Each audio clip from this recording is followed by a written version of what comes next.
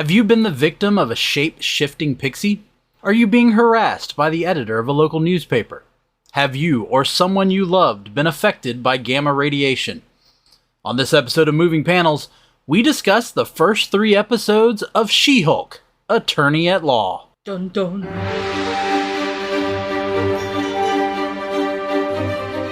Welcome to Moving Panels, the podcast where we discuss movies and TV shows based on, inspired by, and adapted from the world of comic books. I'm your host, Laramy Wells, and joining me today in the co-host chair, she's body crazy, curvy, wavy, big smile, little waist. That's not the lyric. It's my lovely wife, Bethany. Hi.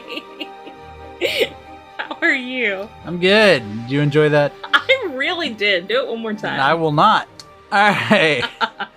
So we are talking about the first 3 episodes of She-Hulk. By the time this episode drops, there will be a 4th episode, but we are recording this before the 4th episode has aired. There will be a total of 9, so we're already a third of the way in. So we've established a good launch point that we felt like we could talk about it. Yeah. What has been your thought so far? I've really enjoyed it. I'm sure we'll get into this later. But my main feelings are, I really like it. I like the way they're depicting Jen as a character. I like kind of how they've established her. She's likable. She's relatable. I'm ready for the show to get started. What is the first 3 episodes arc? have been very exposition heavy. Yeah. And I feel like at this point we don't even have a hint of what the whole arc really is going to be. Because you almost think it's going to be the Blonsky story, and then that's taken care of in 2 episodes. Right. Yeah. So yeah, it premiered, for those of you who have not kept up, if you're listening to this, later, the show premiered August 18th of 2022. It's going to end on October 13th. This will actually be the last TV series of Phase 4, and the only other thing for Phase 4 will be Wakanda Forever. That will come out later this year, and that's the end of Phase 4. I did not know that. Yep. The only research I did for this episode was I did listen to that Megan Thee Stallion song a couple of times. Okay. Well, we'll get into that. But let's just go ahead and jump into the characters, the ones at least we've been introduced to and the ones that we're starting to learn about, and maybe we'll find out more. So, of course, we got first off Jennifer Walters, a.k.a. She-Hulk. Although that is not the name she wanted, as we find out when she is dubbed that. We first saw the character in the Savage She-Hulk #1 in February of 1980, created by the iconic Stan Lee and John Buscema. Very cool. I will say, just hearkening back to that comment about the name She-Hulk, I think they did a really clever job of kind of playing off of that idea of, we aren't naming these superheroes. Yeah, we don't name ourselves. The public names them. Because, when Supergirl aired originally on CW, it got a lot of backlash because she's a grown woman. Why are we calling her a girl? And they tried to hint at that, but it was kind of after the controversy had already been brought to light. And so I thought it was an interesting way to kind of just doing it through Smart Hulk. Right. Yeah. Him going, that's a stupid name. I didn't name myself Smart Hulk. Right. And even she kind of fights back with that, well, you're using it, so clearly you're endorsing it. Mm-hmm. And so even though she pushes back, she's like, well, that's the name you're calling me, so I guess that's where it's going to stick. Yeah. And Jennifer Walters, or Jen, as she's called a lot in the comics, is played by Tatiana Maslany from Orphan Black fame. Which I've never seen, but I've always wanted to. I haven't either. And after watching this show, I'm interested because I love her. Yeah. And of course, here she's playing both Jennifer Walters and She-Hulk. That even though it's not the split personality that Bruce Banner and the Hulk have had in the past, she is playing different versions of herself. Right. Because She-Hulk's got just a little bit more confidence. I would say, yeah. Now, it's more so in the comic. Jennifer in the comics is very shy and timid, and so She-Hulk allows her to kind of come out of her shell a little bit more. Whereas it kind of feels like this Jen She-Hulk in the show She-Hulk, it's almost like a PG rated Deadpool. Oh yeah. And we'll get into that a little bit. But I found this quote from an interview that Maslany did with Empire Magazine. She talking about She-Hulk. She said she really is the antithesis of most superhero narratives. There's this great element of denial in her that's relatable. For me, it was about rejecting what's happened for as long as I could, as that's what causes the fun tension between Jennifer and She-Hulk. I really agree with that, especially I feel like most people go through some sort of phase in their life where they're like, what am I? Am I what I was raised to do? What I was raised to be? Am I my own version of that? Am I a completely different version of that? Am I some sort of hybrid of the two? Am I the exact same as what I was kind of raised and brought up to be? And I get where she's saying that's a relatable quality. Yeah. Then in another interview with USA Today, she said, there's something about the duality of a woman occupying two different bodies.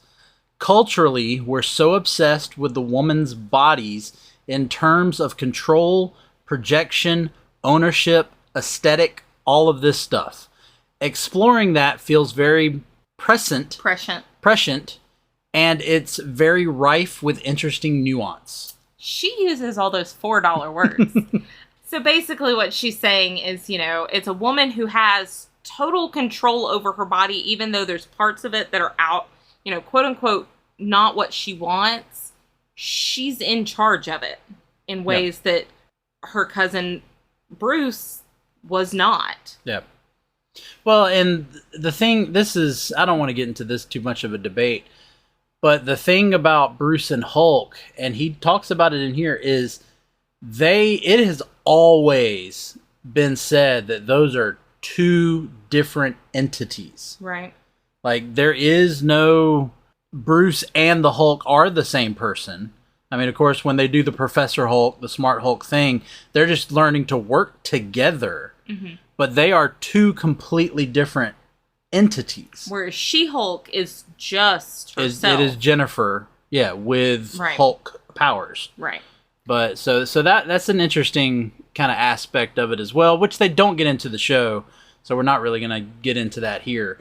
They do in the show. It is more of control and how Jennifer is able to control it a lot better, or not better. She's able to do it faster.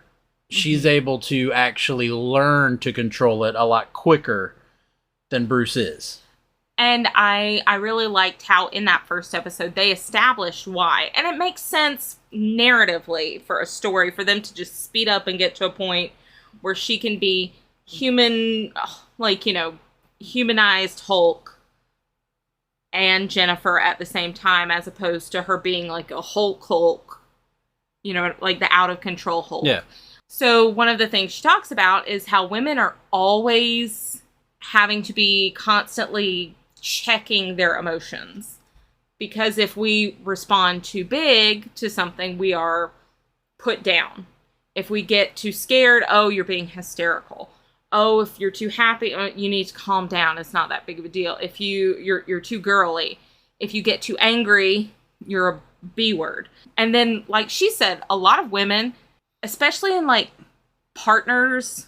So a common statistic is that when women are in relationships with an abusive partner, immediately after they finally take control of that situation and leave, within a very short window of that, their abusive partner will kill them.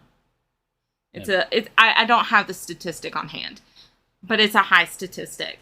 Well, I liked, so if you don't follow Straw Hat Goofy on TikTok, I strongly recommend it. He's the movie guy.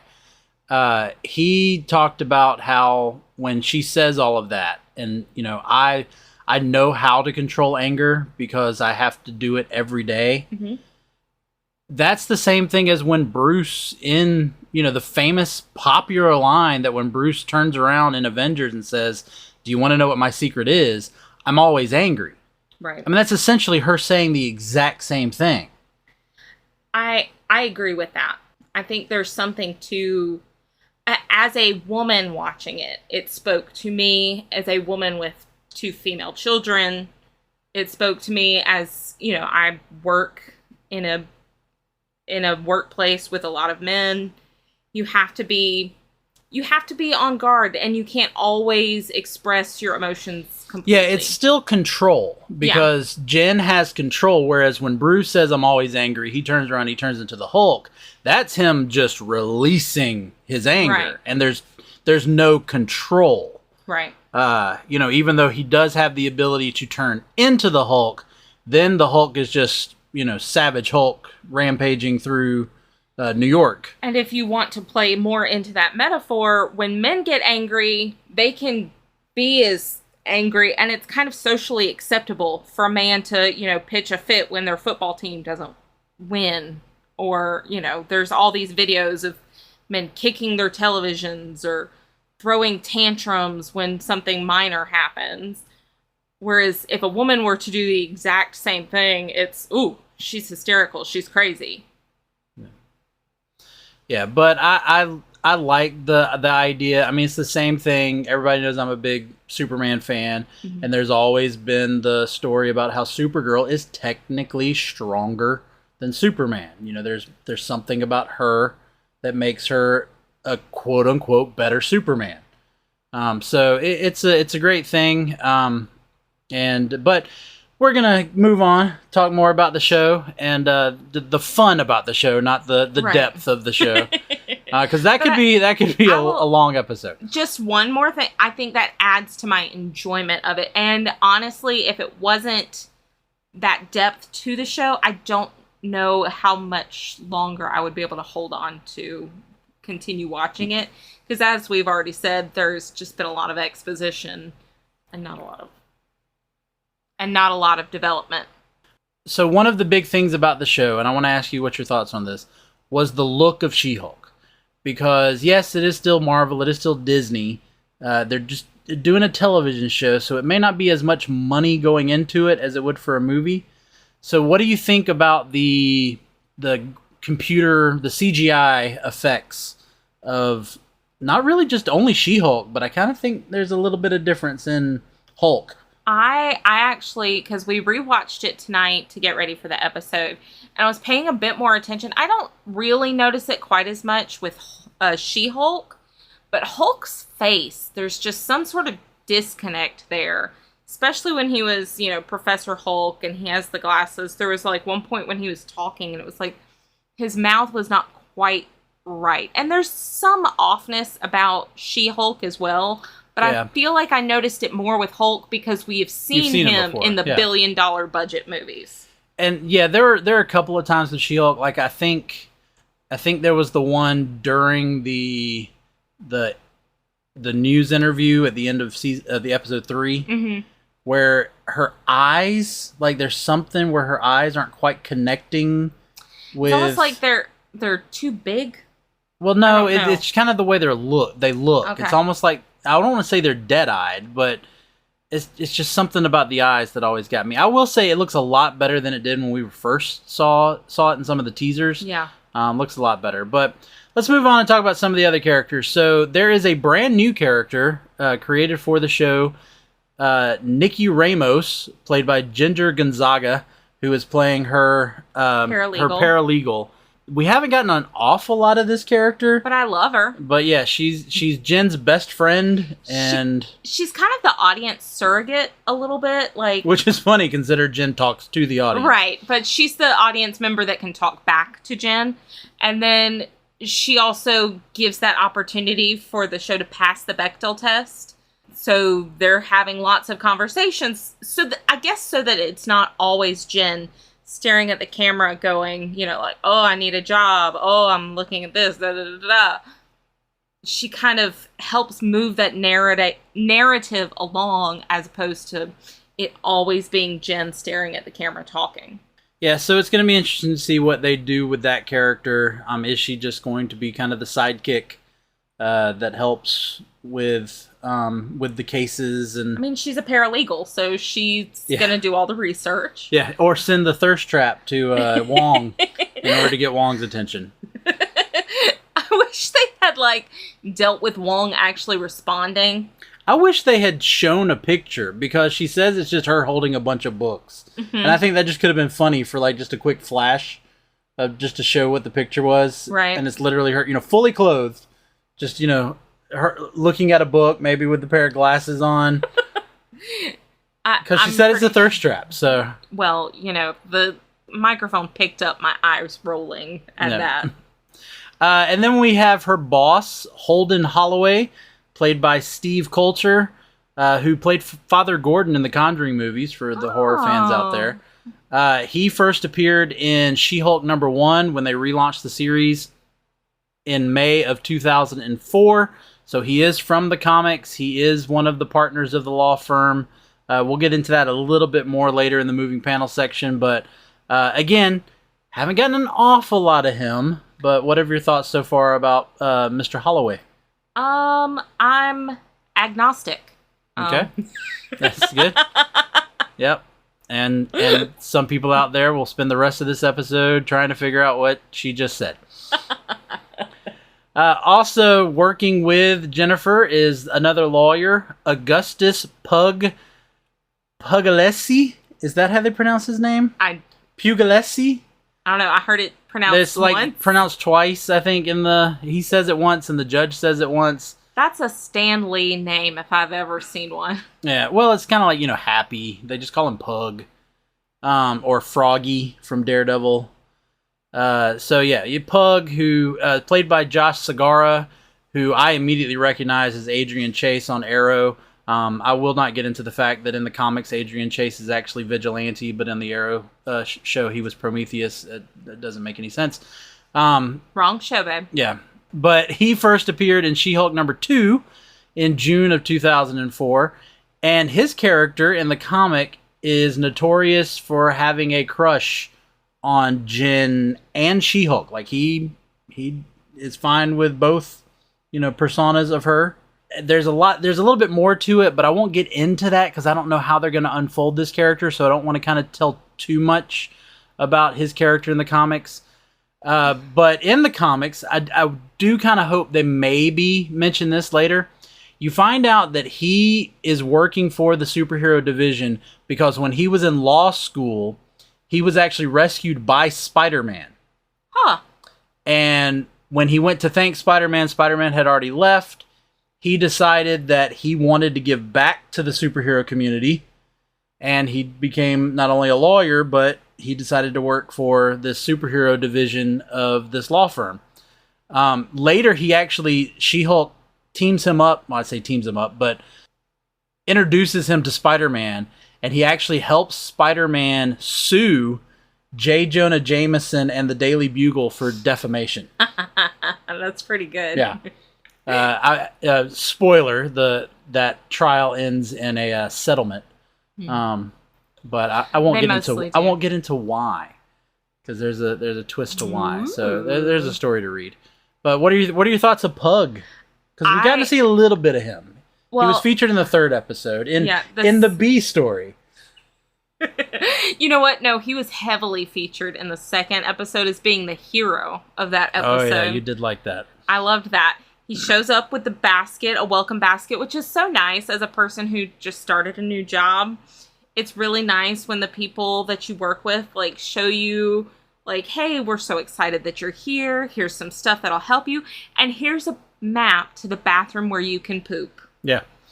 If you ever work in an office and you see somebody new come in and you want to make an instant friend, be like, this is the bathroom you go to when you need a couple of extra minutes. Yeah. Yeah. Alone time. It was just a fun little.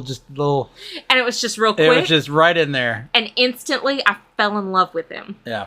But I will say, you mentioned he has a crush on Jen She-Hulk. Yeah. I feel like, at least for right now, this show is already so crowded with stuff. Mm-hmm. There's only 6 episodes left. If they add a love story into it... We do know from the trailers that she's going to go on dates. Okay. We've seen that in the trailers. I mean, but I feel like if they I have a theory about that. I feel like if they add too much, including a love story arc, it's gonna overcrowd it. There's already so much going on without actually any story progression, I don't feel like a love story is necessary. Well, we'll just have to see. Again, we got 6 more episodes. But you mentioned episode 2, so I wanted to throw in the fact that we get to meet Jennifer's parents. Yeah. Morris and Elaine Walters. Now, Elaine has actually appeared in the comics. She appeared in the Savage She-Hulk number 15 in April of 1981. She is the connection. She is Brian Banner, who is Bruce's father. She's Brian Banner's sister. So she's the connection. So she's the bloodline. She's the banner that makes Jen not die. Yeah, she's the reason Jen didn't die. Yes. In this show, she's played by Tess Kincaid. We didn't see an awful lot of her. Mm-mm. We saw a little bit more of her dad, Morris Walters, who I could not find if he's ever appeared in the comics. But as soon as he showed up, I got happy.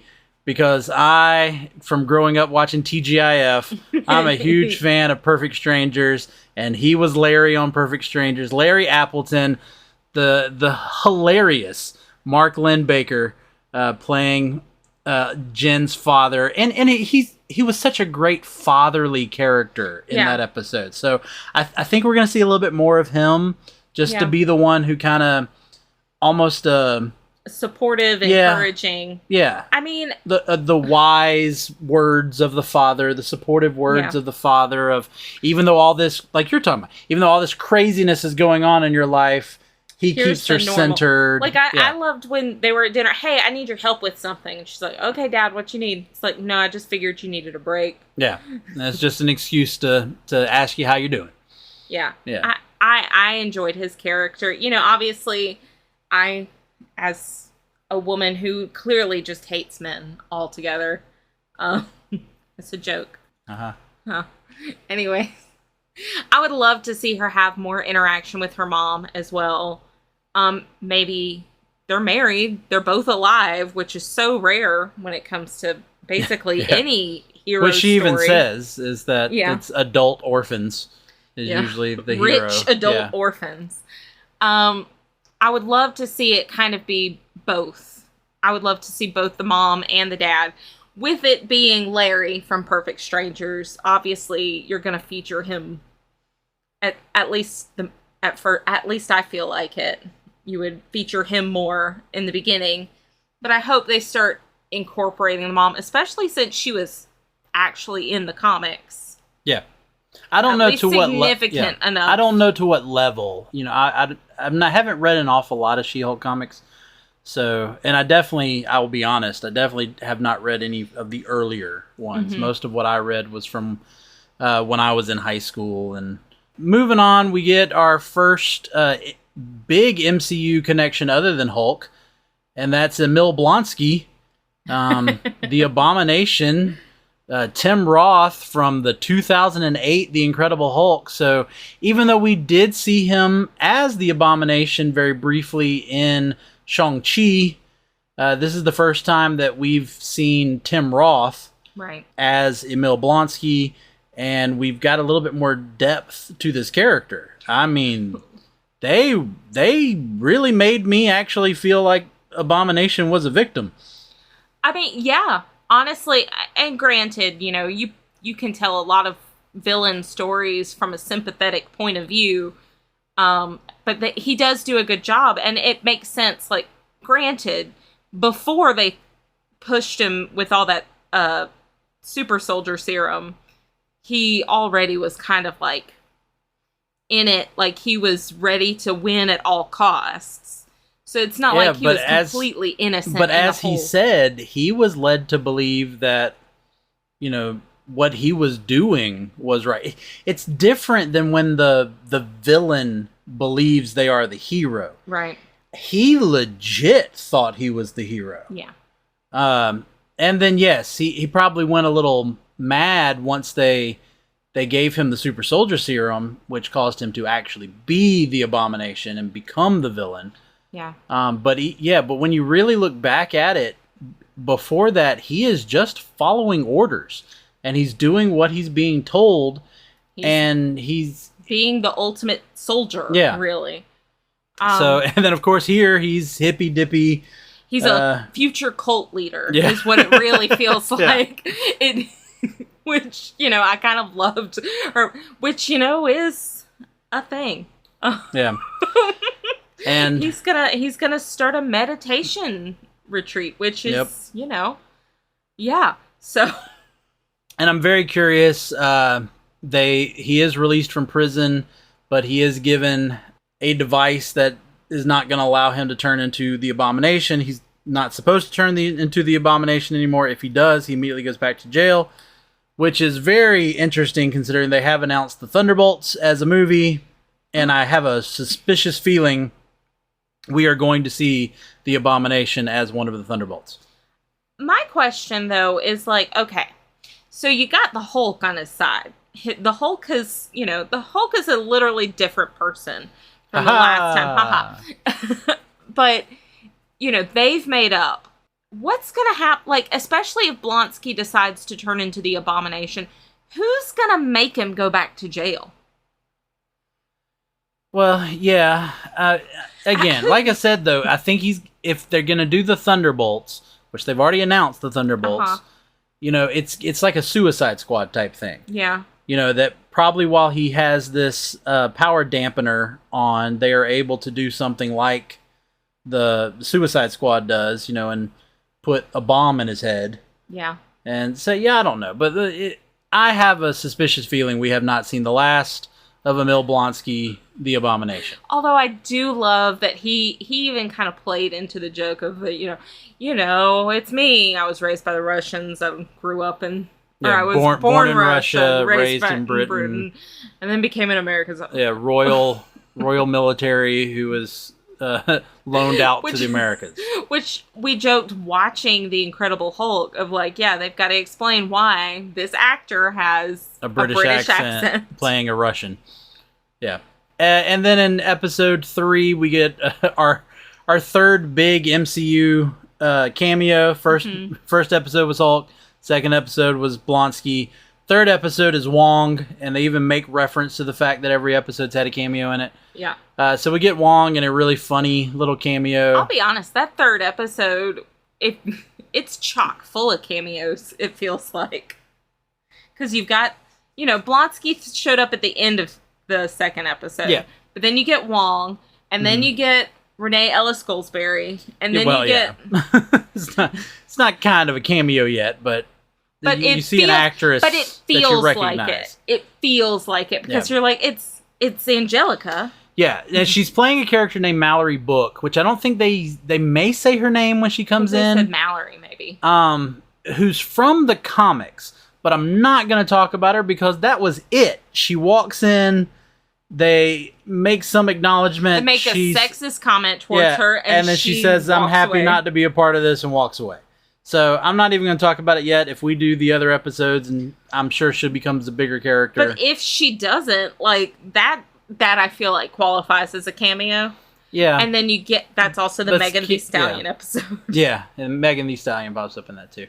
But of these characters we've seen so far in the first 3 episodes, characters that, are part of this story, I'm going to ask my question as I always do. Who do you want to see again? And who do you wish would fly away in a spaceship to Sakaar? So, okay. I am going to say the person I want to see more of is Renee Ellis Goldsberry. She is such a talented actor. She's hilarious. But also, we haven't even talked about Jamila Jamil, because she has That's true, that brief again, moment. Yeah, it's not. We know that she's playing Titania. We know that she's some sort of super influencer.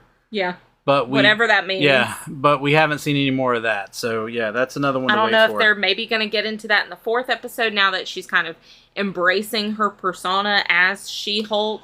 I will say that her story, the character of Titania, does connect to actually Holloway's story in the comic books. So I don't know if they'll go that route, because it kind of seems like a bit much to do in a 9-episode run. Because I do like how they got to stuff a lot quicker, which we'll get to that in the moving panel section. But so aside from Mallory, and aside from Titania, because again we've just got glimpses of them, we know we're going to see more of them. We hope. Who do you want to see more of? Who do you want to see the more of the characters we've really been introduced? Who do you want to see get bigger? Bigger parts. Who do you want to see expand more as the story goes along? I mean, I want to see more of Nikki, but I don't think we're going to. I want to see more of Pug. Really a lot of the characters. Yeah. They're all. You already mentioned her mom. Yeah, they're all pretty interesting individuals. They're given an interesting backstory. I say Nikki more so because I want to know why they're best friends. Like, when did they become like ride or die with each other? And then I guess the character I wish would fly away. You know what? I'm kind of done with Blonsky. Like, I think, not to say like I didn't like him. I'm just saying, like, I feel like we've had enough of his story. We don't need any more. We're good. I think it was a good like introduction of how to get Jennifer Walters as an attorney who is also a superhero established. Yeah. And to kind of tie up some loose ends from Shang-Chi. And now we can move on. So I didn't even mention this person. What about Bukowski? Oh, is that the bad guy? Well, he wasn't the bad guy. That was the other lawyer, the really jerk lawyer. Yeah, he's the bad guy, Laramie. He's not the bad guy. Problem. Okay. Yeah, no, I also wish he would get pushed off of a cliff. I actually Hulk. think we're going to see more of him. I kind of wish we really wouldn't. Do. Well, I mean, because he's the good foil. He's the punching bag. Yeah. But do we really need it? Like, do we need to have somebody who's like? Do we have to have a character in this show that is constantly making sexist remarks? I think we do, because you look at what was it, episode 3, that actually used a lot of the comments that were made when the show was announced. Yeah, it was episode 2. Episode 2 about how we not only since it why are we doing all announced, why are we doing all of since these the show has been on. People have made just but they didn't make the show about but because you and I made that comment while we were watching it again tonight, this is really reminiscent of what's happening now in reaction to the show. Yeah. But again, when it was announced and people were just ho-hum about, why we gotta make everything female now, and it's so frustrating. There's still these I love these characters. I don't care, because females are 50% of the population, whether you want to believe that or not. And I get it. This is a predominantly male-driven enterprise. There's mostly male characters. There's been a largely male fan base, but I don't believe you can say that in 2022, that it's only men that watch this show. And yes, they've had 6 TV shows? Maybe. But of those, only 2 of them have had male lead? Like, are male-led? Because there's... 3. You got Falcon and Winter Soldier. Oh, I forgot about Falcon and Winter Soldier. Falcon and Winter Soldier, so Loki, 7. Moon Knight. So of the 7, 3 of them have only 3 of them have had male leads. But, I mean, like, if you want to compare them to the movies, we've had, 2 female-led superhero movies in this 20-movie franchise? Like, throw us a bone here. Yeah. I mean, you just got to get over it and realize that, we want to enjoy this fandom as well. Like, be welcoming. Be excited that more and more people are getting interested, which means that more and more money is going towards this thing that you love. Yeah. I don't disagree. Good. All right, let's get into the moving panels. I'm not really going to ask you about what you felt like came from the comic or not, because I think I told you as we were watching it. Yeah. So we're going to get right into it. Of course, in the first episode, we get her origin, which happens after a car accident. Some of Bruce's blood, because he has a dampener on that prevents him from turning into the Hulk. So that means he does get injured and he's bleeding, and some of his blood gets into a wound on Jennifer's arm, and almost immediately she turns into a Hulk. Her transformation, as they talk about, is still the same. It's triggered by emotion. It's triggered by anger. She's just able to control it a lot better. Now, in the comic, she is actually shot by henchmen that's working for a mob boss.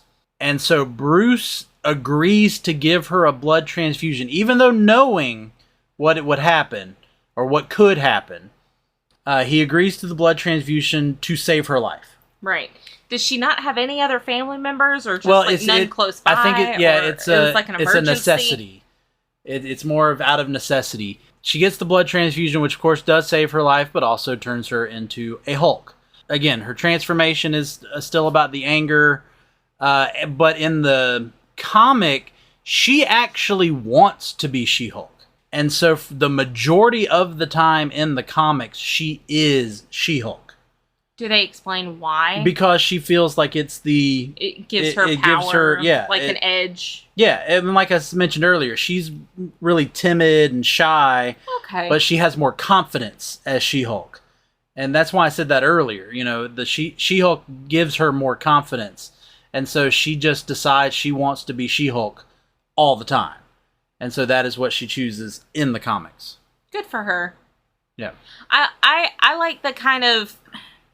I like how she does it in the show where she doesn't want to be She-Hulk, because she is proud of who she is and what she's worked for. Yeah. And I love that about her character, is that she kind of already goes into it as, I am a confident woman. I have worked hard to get where I am, and I don't want basically what this, not that he did it on purpose, but like, because of what happened between her and Bruce, for that to just completely derail her life. And it does. Yeah. Like, she immediately, her first case that we see gets thrown out. And it makes sense why it would get thrown out. And it makes sense why no law firm would want to hire her. Yeah. Yeah, and I'll get into that a little bit more, too. That plays out very similar to the comic. But right off the bat, in the very first episode, first thing we see is Jennifer, face looking straight at the camera. She starts talking. And of course, comic book fans are immediately thinking about the fact that She-Hulk breaks the fourth wall. We then find out she's just rehearsing her closing statement. Although a few minutes later, she breaks the fourth wall. And that's something that a lot of people, I think, question, would she do? Of course, Deadpool had made it famous and had already brought it to the big screen with the Ryan Reynolds movie. Deadpool did it in the comics in 1997. That was when Deadpool first talked to the reader, was in 1997. But She-Hulk, under John Byrne, who was both writing and drawing She-Hulk at the time, he actually had her do it in 1989. Ah, so she was the OG. Yep. She-Hulk is the original Marvel character to break the fourth wall. That's interesting. And speak to the reader. In fact, Byrne would have her interact with him. Oh, I love that. As well as the editor, Marvel editor, Renee Witterstatter. Interesting. There would be where She-Hulk just wouldn't understand like what was happening. It kind of very reminiscent of like the Duck-a-Muck Looney Tune. Yeah. Where Daffy gets upset with the illustrator. Yeah. So they would have moments where She-Hulk would get upset with John and kind of ask him like what's he doing? Like, what's your plan with this? And then you would have Renee, who would have to step in and tell She-Hulk, just continue what you're doing. She was the mediator. Yeah, we'll make sure that it all works out, because again, she was the editor. So yeah, She-Hulk did stop doing it around the mid 2000s. Again, they rebooted the comic in 2004. Got grittier. Well, no, her comic didn't really get darker and grittier. Oh, they just kind of stopped doing the fourth wall breaking. But it came back because it was a thing. I didn't realize that was part of the like. I just kind of felt like that was the tone of the show. I didn't realize it was part of the comic. Oh yeah, no, it's part of the comic that she talks. She's very aware, which I like. The first time she does it, what would quote unquote be chronologically the first time she did it, when she's holding the roof up while Bruce is fixing the bar. And she looks at the camera, I forgot what he says, and he goes, "No, he won't," or whatever. Yeah, she's like, something about, "I don't hold it against you." It's like, yeah, he does. Yeah, and she looks at the camera, and you notice that Bruce noticed that she turned and talked. Like, they both did. They both and then she even realized, wait, what just happened? And I kind of got a kick out of that. It's like it's part of her ability. Right. Is it's that to she's aware with the audience. Yeah. Or that she's aware of the audience as part of her superpowers. I like it. That's actually something I always enjoyed watching. The Daredevil. You did it too. The Deadpool movies. I just love that kind of like playful. It adds this like element of, we already know it's not real. Yeah. But let's kick it up a notch. Well, and it adds to that fantasy. It's even Zach Morris doing the timeout in Saved by the Bell. Timeout. And then he would talk to the audience, Yeah. I love it. Ferris Bueller. I mean, Ferris Bueller talked to the audience. I'll be honest, great. Like, I don't want to see it all the time, but I love when a movie or any piece of media successfully addresses the audience directly.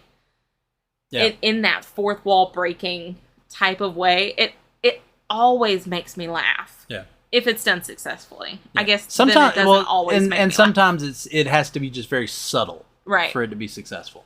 And then the only other big connection that I have found that's at least worth talking about, we'll see if other things play out, is her job.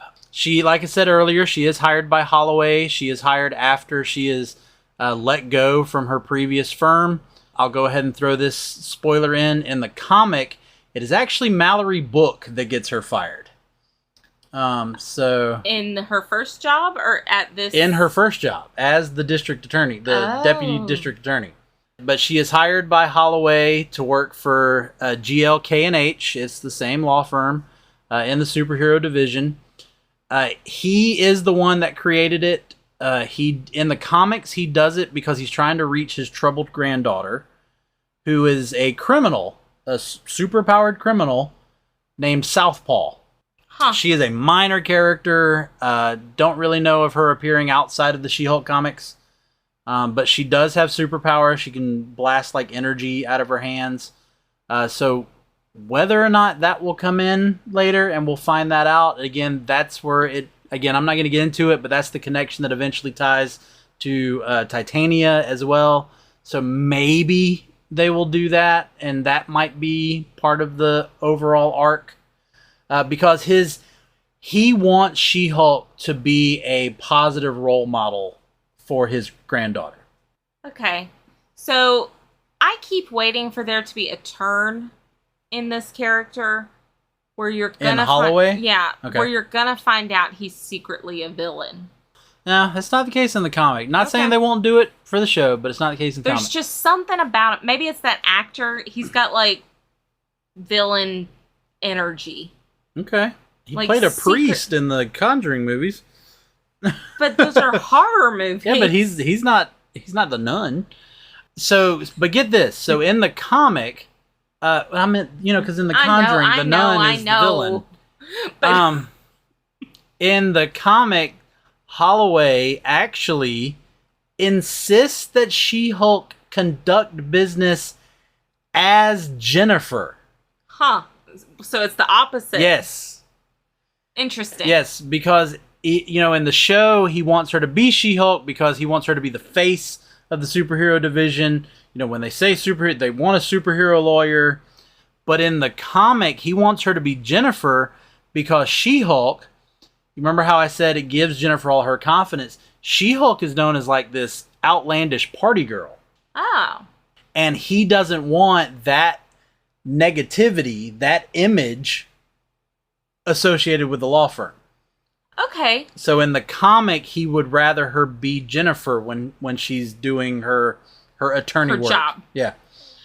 You know, I will say this is kind of off topic from what you just were saying ish. One of the things I noticed towards the end of that third episode, she's got on a suit that actually fits her as She-Hulk. And the first time I watched it, I was just like, that suit just does not fit her well. Like, it's real. And then it hit me. I was like, she's got to buy like a big and tall dude's suit. It's not going to fit her well. Yeah. And I thought that was just, I know it's CGI. I thought it was a really nice touch to the show to add, like, no, she's not going to have a tailored suit as She-Hulk. It doesn't even make sense for her to do that. Mm-hmm. And I just wanted to throw that in there of hey, I saw what you did there and I liked it. Yeah, the one that always got me though was, I say always, you know, in the three episodes we've seen. The one that got me, and it got me again when we rewatched it, was when she arrives on her first day. She is Jennifer. Mm-hmm. And then he tells her he wants her to be She-Hulk. Mm-hmm. She wasn't expecting that. No. So did she have a change of clothes? I think that's the same suit, but you can kind of tell it's like... Okay. But maybe what about her shoes? She's holding them. I thought she was barefoot. Oh, she was? Yeah. I'll have to look again for that because I didn't catch that. And then, like, you even see her kind of, like, tug on the jacket of her suit. Like, it's too tight now. Yeah. But when she turned into She-Hulk in the courtroom, she rips her clothes, so... Well, maybe this was a stretchier suit. Yeah, because Bruce did say, spandex is your best friend. Right. All right, so anything in any of the 3 episodes you want to hit any more than we have already? I would. You want to talk about Megan Thee Stallion? I would love to talk about Megan Thee Stallion for just one whole minute. So I watched a TikTok that you had sent me about how they got Megan Thee Stallion on there, and it's because Jamila Jamil is like friends with her, right? It was something like that, yeah. Yeah, and so they were like, "Yeah, we can get her." And apparently, what's her name that plays Tatiana? Yeah, Maslany. Yeah, Tatiana Maslany is a huge Megan Thee Stallion fan and was so excited and got to like, she said it just like made her day to get to twerk with her at the end. And there's some fun behind the scenes clips of that. Just FYI. Yeah. I'm just of Tatiana and all of the like CGI motion cap stuff on a platform. Yeah. Because she's got to be taller. Yeah. But like legit, it's her twerking. Mm-hmm. And probably with a little CGI work. I mean, I think there's a little CGI work there, but I mean, you know, but it's just it made my day. Like, we're just sitting there enjoying that episode, and then it cuts to Megan Thee Stallion in the courtroom, and she even does the yeah, and I died. It made my day. And I love that she, as a rapper, doesn't take herself seriously enough to where she could go in there. And it's not really picking on herself, but it's like playing at the caricature that she kind of portrays. And it just made me so happy. Yeah.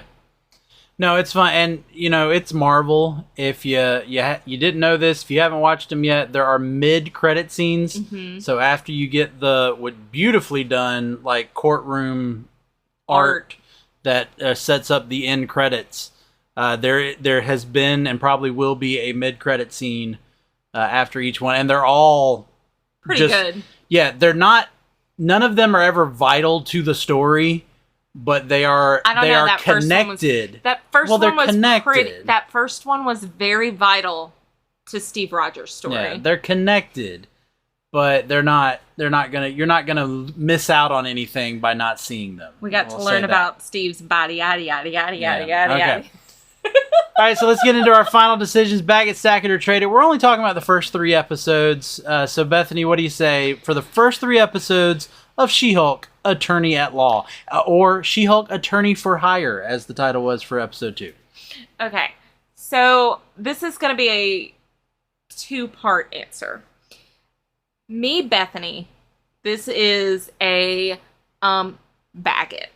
because I am already just really interested in the characters, and I'm here for whatever story you've got to tell me. I feel like overall, it's at least a stack it, because there's not been a lot of story, like big story told. It's not even, like, it's minorly hinted at with that weird group that tried to mug her. Oh, yeah, I didn't even bring up the Wrecking Crew. That was I think we're going to see more of them. Yeah, and I'm going to go... I mentioned this earlier. Uh-huh. I mentioned this earlier. I actually think the one member of the Wrecking Crew that had a mask face on, I think he is going to be a guy that she goes on a date with later. I'm just throwing that out there. That's my prediction. Okay. Well, anyways, I think that's been the closest thing we've gotten to a, like, major story arc, which... Yeah, because they were clearly doing the work for a boss. Right. Yeah. And then they kind of hinted, I guess, a little with Titania of maybe, but there was so little that unless you knew that Jamila Jamil and had watched all the trailers, you really don't know. Like, it's just such a tiny part in that first episode that maybe it could have just been a one-off. Yeah. But why did she attack the courtroom? Like, yeah. What's going on with that? Who was she after in the jury? Because there's just so many questions, and it feels like they've thrown so much stuff up in the air. And granted, we're only 3 episodes in of, you said 9? 9. So we're a third of the way. They've only got 6, and they're short episodes. Yeah. So that's 3 hours of story they have to tell. Yeah, they're just 30-minute episodes. And Laramy and I talk about every single episode. As soon as it's over, we're like, oh my gosh, that's it? Well, especially the second one. There was something about the second one that just seemed... The first one I thought was a lot longer, and it's only like 34 minutes. The second episode was 30, but it felt so short. And then the third one was generally paced, and I think it is a little longer. I want to say it's 38 minutes. I could have the first one and the third one flipped. But still, it's not... Yeah. It's not like... I can't remember how long WandaVision was, but, it's not like a lot of the other shows where it feels like they just take the time they need to tell the story they need to tell. This show, for some reason, to me, has more of the feel of like a traditional network television show where they've got to fit as much as they can into a specific amount of time. Yeah. And so, that being said, I need them to pick it up. I need them to start really running with the ball and start really telling a story. They've set it up. They've set up all the pins. I'm ready for them to start knocking some of them down. Yeah, so far it's a bag it for me for some of the same reasons.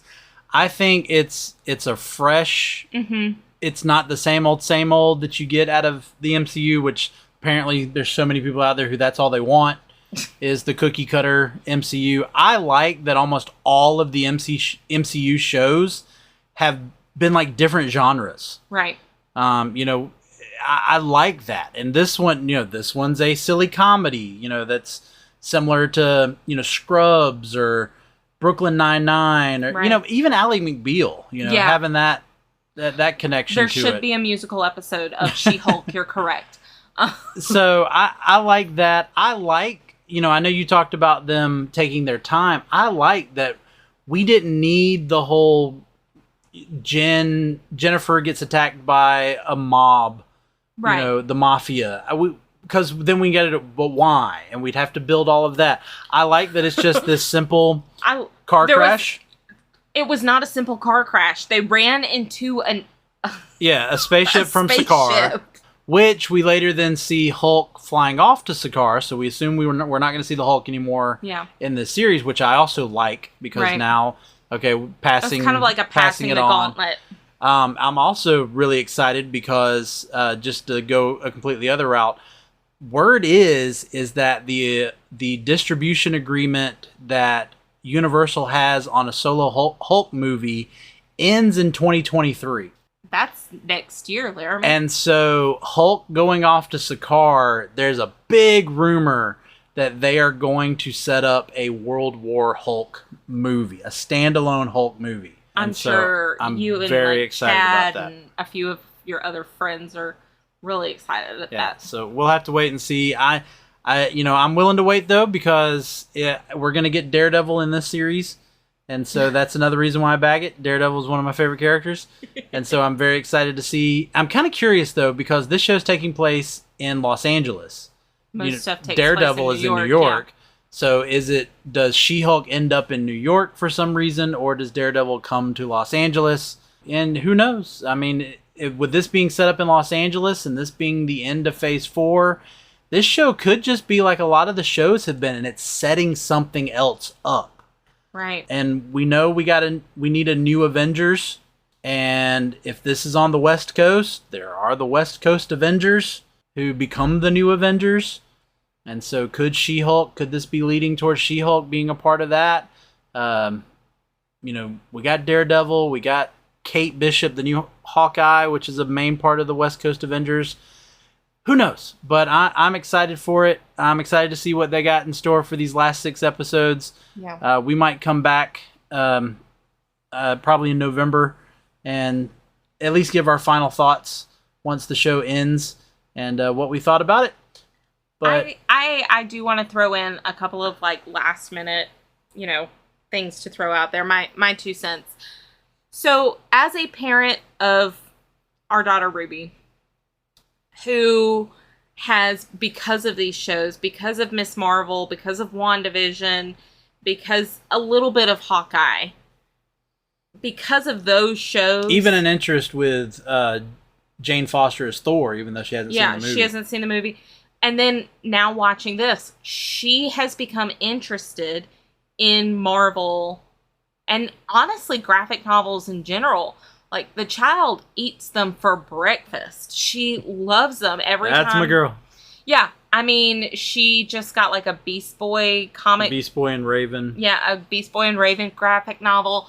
She today got a Catwoman graphic novel from the library. Like, she's got a couple of Miss Marvel. She loves it. And I love that these shows are introducing a new generation of comic book lovers, and that generation is more diverse than previous generations. I'm not saying that Marvel has not always been open. I'm saying that it has felt exclusive in what has been openly presented. Like, what Hollywood has presented has seemed more geared towards men. Toys are always geared towards boys. Whereas now you're introducing these female characters that more girls can relate to. And our child definitely has. Oh my gosh, she loved Miss Marvel. We were rewatching the episode for this. We were rewatching She-Hulk for this episode tonight. Yeah. And she came out of her room and she looked and she goes, "Y'all are watching it without me?" Yeah. She was mad at us. And I was like, "No, babe, we're rewatching. You've already seen these episodes." And I think that's beautiful. It was not a fandom that I was invested in when I was a child, but I love that it's something I enjoy now. I get to see you sharing that with our kid. And I think anyone who's complaining about that is not seeing the bigger picture. Because if you want the thing you love to grow, you got to expand. You got to keep moving with the times. You got to introduce it to more than just other versions of you. I agree. Again, like I was saying, it's going to be interesting to see what else is to come. Wakanda Forever will then wrap up Phase 4, and we'll go into Phase 5, which we'll hear a lot more about this weekend, which again, this episode will air after D23 has come out, and we'll see all the other Marvel information that there is. But we're going to go ahead and wrap it up today. Thank you, Bethany, for joining me. Thank you, everybody, for listening. Rate and review us. Look, those ratings and those reviews are what helps get the podcast known. It's what pushes it in Apple, pushes it in Spotify to be one of those recommended things for people. So please go do that. Support the other shows, the 80s Flicks Flashback, Pop Culture Roulette, Interview with a Horror Virgin. Support all of those. But for today, for Moving Panels, I'm Laramy Wells, and I'll see you on the other side of the page.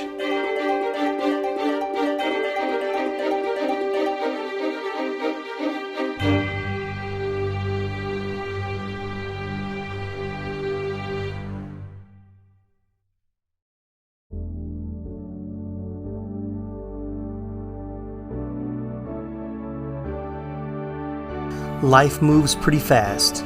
If you don't stop and listen to an 80s Flick Flashback podcast once in a while, you could miss it. Do you love movies of a certain age? Do you miss the days of VHS tapes, VCRs, and the video rental stores? Does the thought of another 80s movie being remade seem inconceivable? My name is Tim Williams. I'm the creator and host of the 80s Flick Flashback podcast. On each episode, I'm joined by guest co-hosts to discuss one of the many movies released in the 1980s. We share our first-time watch memories, our favorite scenes, and even learn some behind-the-scenes stories about the cast and crew along the way. New episodes are released every other Friday on your favorite podcasting platform. So make like a tree, get out of here, and go listen to an excellent episode of the 80s Flick Flashback podcast. The ad is over. Go home. Go.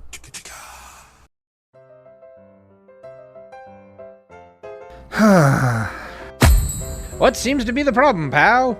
There's just so much pain in the world, so many issues. I don't think I can bear it. Hell, friendo, it sounds like you could use a dose of pop culture roulette. Pop culture roulette? What's that? Some sort of pop culture themed podcast or something? That's right, sonny boy. When hope seems far, dive into some PCR. But I already get my entertainment news from Variety. Huh, that's pretty good. If you're a chucklehead, PCR gives you news you need, condensed, unfiltered, and raw, from three nerds who know a little something about something.